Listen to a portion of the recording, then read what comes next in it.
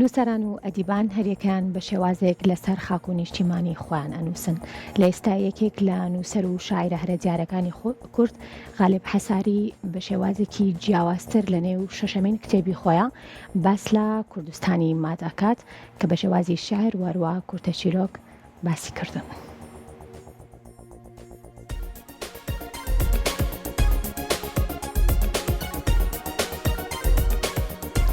لە کۆڕێکی سنتەری ئاڵا نووسەر و شاعر غالب حەساری نوێترین کتێبی چاپکراوی خۆی بە ناوی کوردستانی مات ناساندنی بۆ کرد و دواتر بڵاوی کردەوە.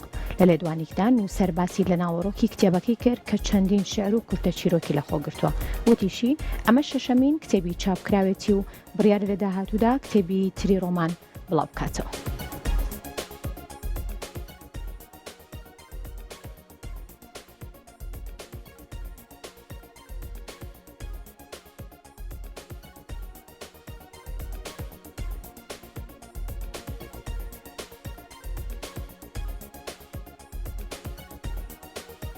کتێبە بە ناوی کوردستانی مات بە خۆشحاڵیەوە سنتەری ئاڵا هەستاوە بە سازانی ئەو کۆڕەبانە بۆ نافساندنی کوردستانی مات کە شەشەم کتێبمە کۆمەڵی شاری نیشتیمانی لەخۆ گرتووە کە تەژیە لە ڕوحی نەتەوە پەروەری و